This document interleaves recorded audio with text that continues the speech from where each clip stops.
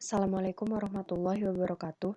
Kami dari kelompok yang beranggotakan Sofi NIM 29, Devi NIM 33, dan Anissa NIM 34 akan mempresentasikan materi tentang virus Zika. Sebagai pendahuluan, virus Zika adalah kelompok flavivirus dengan genom ssRNA positif yang umumnya ditransmisikan melalui gigitan nyamuk. Salah satunya adalah nyamuk Aedes aegypti. Transmisi virus ini juga dapat melalui transfusi darah dan aktivitas seks dari orang yang terinfeksi atau diturunkan dari ibu hamil yang terinfeksi kepada bayinya. Demam Zika umumnya tidak berbahaya karena hanya menyebabkan gejala ringan. Namun virus ini akan sangat berbahaya ketika ditransmisikan dari ibu ke bayi, karena dapat menyebabkan malformasi neurologi pada bayi yang baru lahir seperti mikrosefali, yaitu kondisi otak yang tidak berkembang dengan baik. Pada awalnya, virus Zika ini pertama kali diidentifikasi dari monyet tahun 1947 di Uganda. Kemudian pada tahun 2007, virus ini muncul kembali dan menjadi wabah di beberapa wilayah Mikronesia dan mulai menyerang 73% penduduk. Wabah selanjutnya terjadi di wilayah French Polynesia pada tahun 2013. Virus Zika terus menyebar hingga pada tahun 2015 sampai 2016 terjadi epidemi khususnya di wilayah Amerika yang mulai mengancam populasi penduduk. Karena virus ini menjadi ancaman baru dalam kesehatan, di tahun 2016 WHO menetapkan virus Zika sebagai perhatian internasional dan mulai dilakukan berbagai penelitian mengenai virus ini. Selanjutnya, klasifikasi virus. Virus Zika termasuk ke dalam genus Flavivirus dan dalam famili Flaviviridae. Dalam genus Flavivirus, Zika adalah virus yang dikeluarkan oleh nyamuk. Secara filogenetis dekat dengan Javanese encephalitis, West Nile, Dengue, dan virus yellow fever. Berdasarkan dua garis keturunan utama, virus Zika dibagi menjadi dua strain, yaitu strain Afrika dan Asia. Berdasarkan literatur, strain Asia ini yang menyebabkan microcephalus dan epidemi yang terjadi di Brasil. Dan dapat dilihat pada gambar, penyebaran strain Asia ini sangat luas karena strain Asia ini prevalensinya lebih besar, serta mampu menginfeksi dan mereplikasi di sel target manusia lebih cepat daripada strain Afrika. Struktur virus Zika. Virus Zika memiliki bentuk ikosahedral dengan ukuran sekitar 50 nanometer. Virus ini adalah virus berenvelop di mana setiap partikel virus matang mengandung 189 protein envelop atau protein E dan protein membran atau protein M. Setiap protein envelop membentuk dimer dengan tetangganya sehingga terdapat 90 envelop dimer menutupi seluruh permukaan virus. 3 dimer protein envelop yang terletak sejajar akan membentuk konfigurasi rakit sehingga terdapat total 30 konfigurasi rakit. Protein envelop terdiri dari 3 domain beta sheet, yaitu domain 1, 2, dan 3. Domain 1 akan bertindak sebagai jembatan antara domain 2 dan 3. Domain dimerisasi 2 yang mengandung urutan fusi akan dikenali oleh antibodi, dan domain 3 yang memiliki struktur mirip imunoglobulin akan bertanggung jawab untuk pengenalan dan pengikatan permukaan inang. Selama infeksi, glikoprotein pada protein envelop akan berikatan dengan reseptor sel inang dan partikel virus kemudian diendositosis. Setelah masuk ke sel inang, lingkungan yang bersifat asam akan memicu perubahan konformasi, yaitu pada protein envelop yang transisi dari dimer ke formasi trimer yang mengarah ke peristiwa fusi membran. Kemudian selama proses pematangan, protein prekursor PRME pada imatur virus Zika diatur ulang menjadi dimer protein membran dan envelop yang terletak rata di permukaan virus seperti pada gambar, sehingga lalu dihasilkan virus dewasa yang akan menular sepenuhnya. Pada bagian dalam terdapat pula protein kapsid atau protein C yang diperlukan untuk enkapsidasi virus yang terdapat dalam bentuk homodimer simetris dan terdiri dari domain pengikat RNA dan domain hidrofobik untuk dimerisasi dan interaksi dengan membran. Protein kapsid akan berinteraksi dengan materi genetik yaitu RNA dan membentuk nukleol kapsid. Selanjutnya adalah struktur genom virus Zika. Virus Zika memiliki genom RNA sens positif untai tunggal dan termasuk ke dalam kelompok Baltimore 4 dengan ukuran genom sebesar 10,8 kilobase pair. Komposisi dari genom HIV terdiri dari bagian 5 aksen UTR berukuran 100 nukleotida, ORF berukuran sekitar 10 kilobase pair yang mengkodekan satu poliprotein tunggal, serta 3 aksen UTR dengan ukuran 420 nukleotida. Region UTR ini berperan penting dalam siklus genom dan menstabilkan genom. ORF virus Zika akan mengkodekan satu poliprotein yang mengandung 3 protein struktural dan 7 protein non-struktural. Protein struktural terdiri dari protein kapsid untuk membentuk nukleokapsid, protein amplop untuk membantu fusi virus dan merupakan target dari antibodi tubuh, serta protein prekursor yang akan dipotong oleh enzim furin menjadi protein M yang matang dan segmen PR ketika virus keluar dari sel. Protein M ini berfungsi dalam perlindungan terhadap pembelahan dini.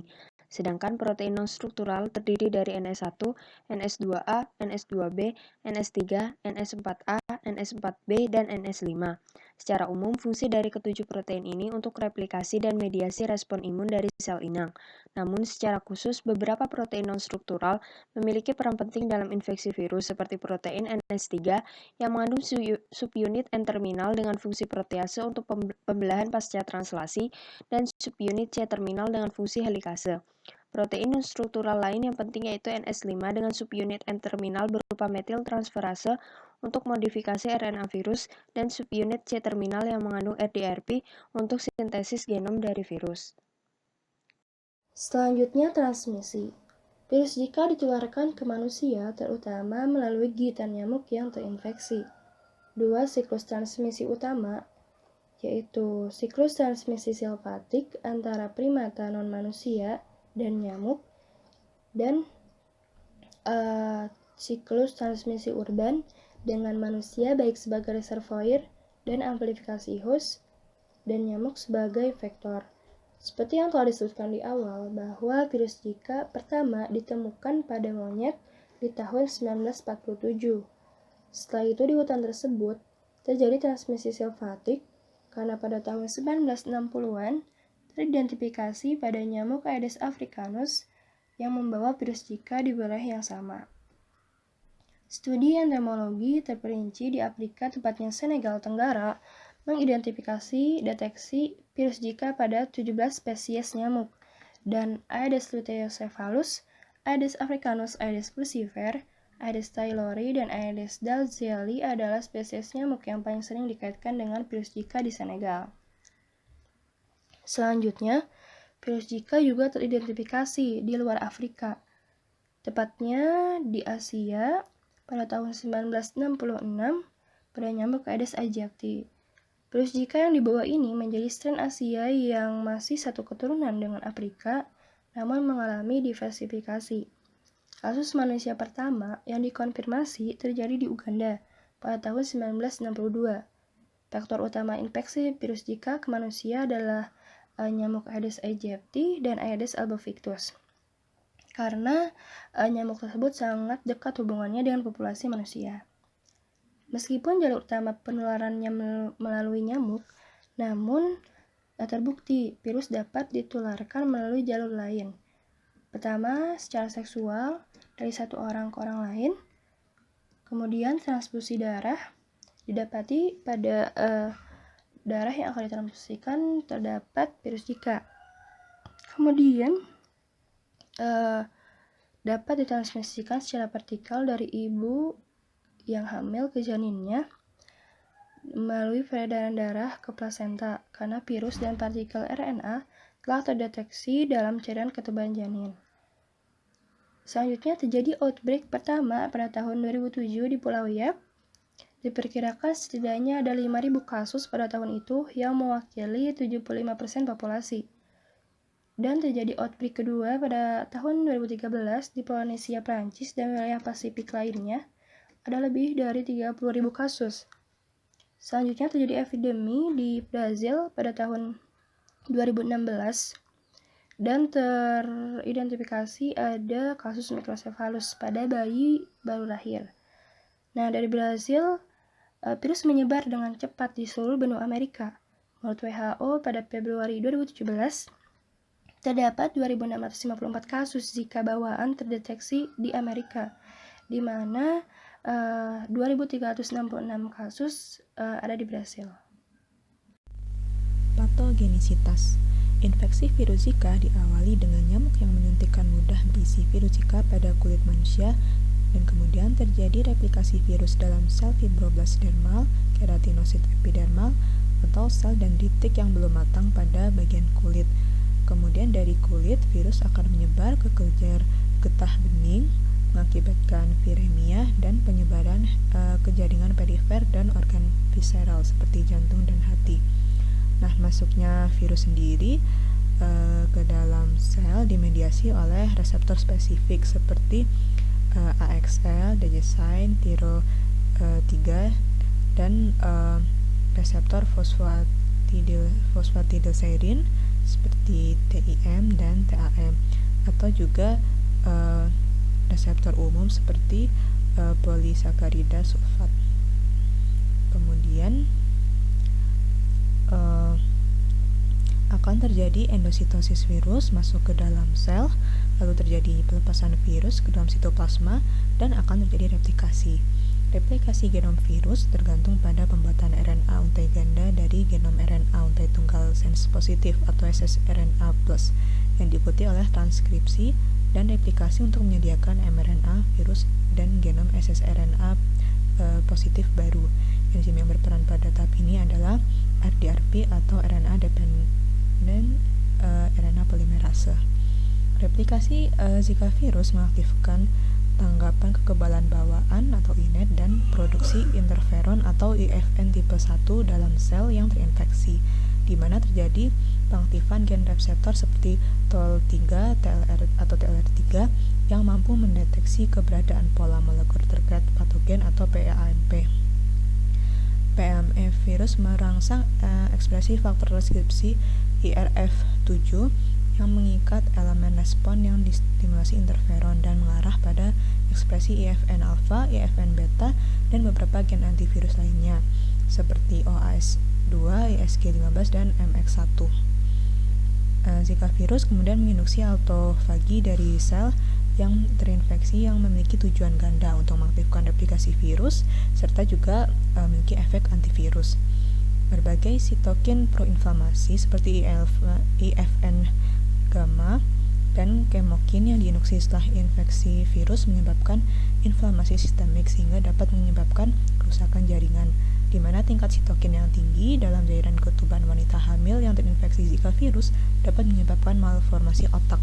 Zika virus juga dapat mengaktifkan apoptosis dan sel glial melibatkan aktivasi protease sistein caspase 3.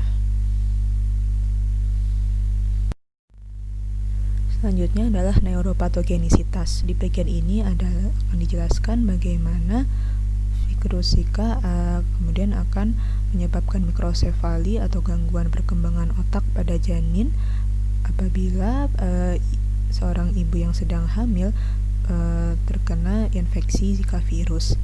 Pertama, Zika virus akan menginfeksi ibu yang sedang hamil seperti yang sudah dijelaskan sebelumnya, yaitu dengan menginfeksi pada fibroblast dermal dan keratinosit epidermal, kemudian akan tularkan ke sel dendritik dermal dan memfasilitasi penyebaran Zika virus. Kemudian virus Zika ini akan ditransfer ke janin melalui plasenta yang dapat terjadi melalui infeksi sitrotofoblast atau transmigrasi makrofag plasenta yang terinfeksi. Kemudian pada infeksi ini akan mengeluarkan IFN tipe 1 dan meningkatkan ISG. Nah, selanjutnya pada tahap akhir kehamilan, sebenarnya produksi IFN dan ISG ini dapat menghambat infeksi Zika virus. Dan Zika virus sendiri akan menargetkan sel-sel saraf progenitor selama trimester pertama perkembangan otak janin. Aktivasi Zika virus yang tergantung pada respon imun yang dimediasi TLR3 menyebabkan disregulasi gen yang terlibat dalam perkembangan sel saraf dan akan menyebabkan apoptosis yang mengakibatkan kerusakan pada otak termasuk mikrosefali. Selanjutnya antiviral. Nah, sampai sekarang belum ada antiviral spesifik untuk virus Zika sehingga obat antivirus Zika ini menargetkan langkah-langkah berbeda dalam siklus hidup virus. Pertama, ada amprikasan yaitu menargetkan aktivitas caspase 3 untuk mencegah kematian sel. Selanjutnya, peptida Z2 menargetkan masuknya sel virus Zika. Nah, peptida sintesis Z2 ini mewakili sebagian dari protein envelope dari virus Zika. mampu secara efisien menghambat infeksi virus Zika dengan berinteraksi dengan protein permukaan dan mengganggu integritas membran virus. Selanjutnya ada 25-hidroksikolesterol dan kloroquinon, yaitu mengganggu homeostasis lipid dan autofagi untuk mengganggu pelepasan partikel virus setelah endositosis.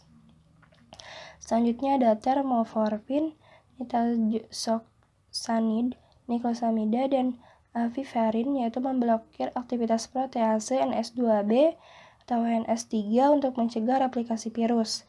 Kemudian ada sofosbuvir, meverimofodip, N4-hidrofenilatinamid, 7-deoxy-2-cemetiladenosin, NITD-008, BCX4-430, dan ribavirin, yaitu untuk memblokir aktivitas polimerase virus Zika NS5, yaitu untuk mencegah replikasi virus.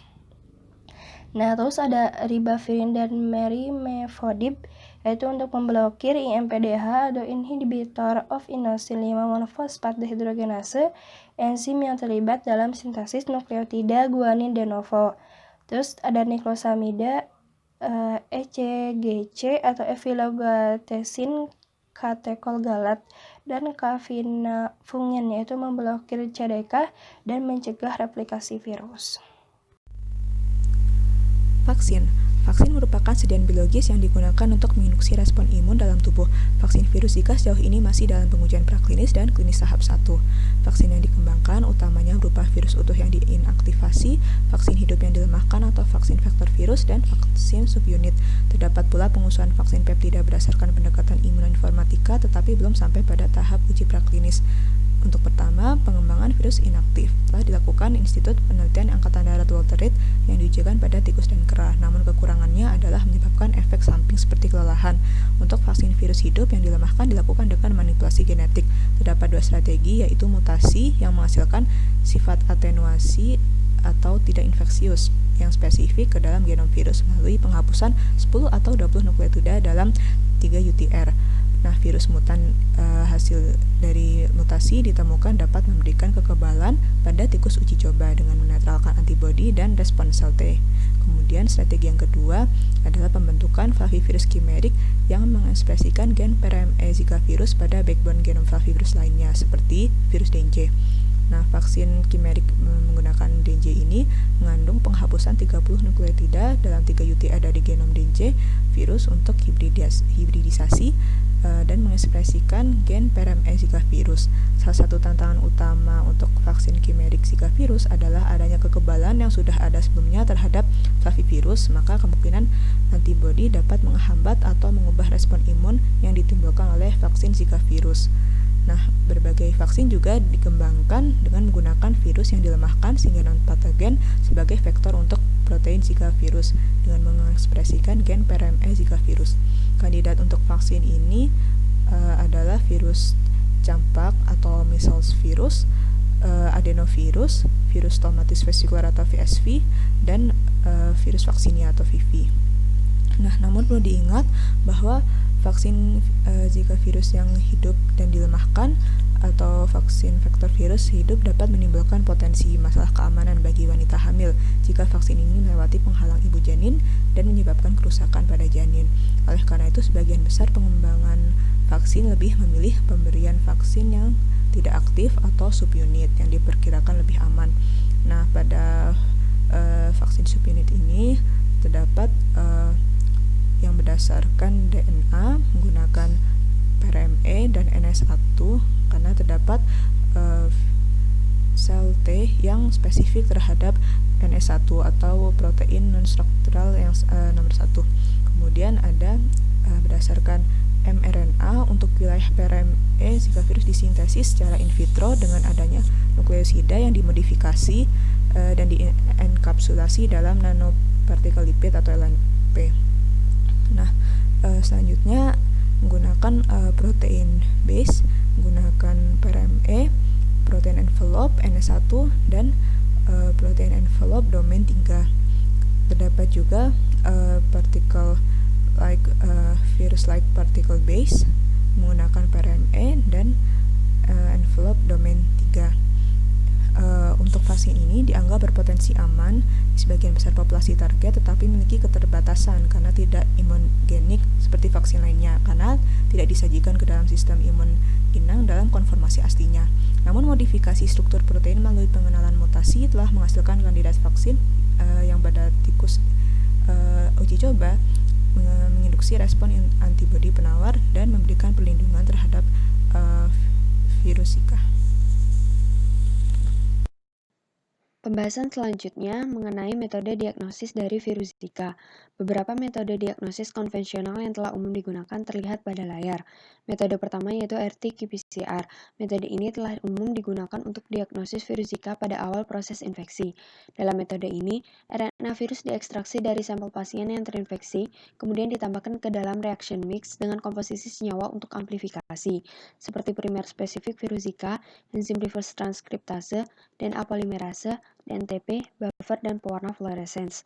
Ketika target berhasil diamplifikasi, emisi fluoresensi yang terdeteksi akan meningkat dan dapat digunakan untuk menentukan konsentrasi dari virus dalam sampel. Kelebihan dari metode ini yaitu memiliki spesifisitas dan sensitivitas yang tinggi. Sampel yang digunakan juga bisa beragam seperti darah, serum, saliva, dan urin. Sedangkan kelemahannya yaitu membutuhkan peralatan laboratorium yang canggih dan penguji yang ahli. Harganya mahal, serta sangat rentan terjadi kontaminasi. Metode kedua yaitu McElisa. Metode ini biasanya digunakan untuk mendeteksi infeksi ketika 1 minggu pertama setelah terjadi gejala. Sebab pada tahap ini tubuh orang yang terinfeksi akan menghasilkan antibodi IgM yang akan melawan virus sehingga dapat digunakan sebagai faktor deteksi keberadaan virus. Dalam penggunaan metode ini, sampel darah pasien akan diinkubasi di well plate yang mengandung antibodi terhadap IgM. Ketika terdapat IgM dalam sampel, maka akan berikatan kuat dengan antibodi yang ada di plate. Jika tidak, maka akan tercuci dan tidak akan terjadi reaksi ketika penambahan antibodi sekunder dalam tahap akhir. Tahap akhir ini meliputi penambahan antibodi yang telah terkonjugasi dengan enzim horseradish peroxidase dan dapat secara spesifik berikatan dengan antigen original. Keberadaan ZIGV IgM akan ditunjukkan dengan adanya sinyal yang terdeteksi dan diukur oleh spektrofotometer untuk menentukan konsentrasi IgM dalam sampel. Untuk mengonfirmasi hasil dari deteksi penggunaan metode ini dilanjutkan dengan analisis menggunakan metode PRNT. Metode PRNT atau Plaque Reduction Neutralization Test adalah metode diagnosis yang diawali dengan rangkaian proses dilusi dari sampel serum pasien yang terinfeksi. Hasil dilusi ini kemudian ditambahkan ke suspensi virus Zika, dicampur, dan diinkubasi. Jika antibodi yang melawan virus ada dalam sampel, maka jumlah plak yang terbentuk akan berkurang. Metode ini memiliki sensitivitas dan spesifisitas yang lebih baik daripada metode McElisa, karena dapat mendeteksi lebih banyak sampel, serta dapat mendeteksi keberadaan virus ketika konsentrasi IgM di tubuh dalam konsentrasi yang rendah. Selain metode konvensional, terdapat beberapa metode diagnosis lain yang dikembangkan. Yang pertama yaitu Reporter Virus Neutralization Test yang menggunakan luciferase tag untuk mendeteksi antibodi penetralisir yang ada di sampel darah pasien. Metode ini cepat dan dapat mendeteksi banyak sampel dalam sekali analisis. Metode kedua yaitu Multiplex Microsphere Immunoassay. Metode ini dapat mencegah terjadinya cross-reaktivitas di antara kelompok flavivirus. Metode ini menggunakan satu atau lebih antigen untuk meningkatkan spesifisitas dari deteksi virus. Kelebihan penggunaan metode ini yaitu dapat mengkombinasikan protein amplovirus dengan pembeda berupa protein non-struktural seperti NS1 dan NS5, sehingga dapat secara spesifik mendeteksi virus Zika. Metode ini cepat dan membutuhkan volume spesimen yang kecil untuk satu reaksi. Metode ketiga yaitu Microfluidic Paper-Based Analytical Device. Metode ini menggunakan alat yang berbasis kertas dengan area untuk loading sampel yang luas. Bagian kertas ini telah dilapisi oleh antibodi spesifik terhadap protein NS1 dari virus Zika. Dan metode terakhir adalah Localized Surface Plasmon Resonance yang didasarkan pada resonansi akibat hibridisasi dari RNA virus dengan sekuens DNA loop yang komplement dan ada pada molecular beacon sebagai senyawa untuk deteksi pada sistem ini.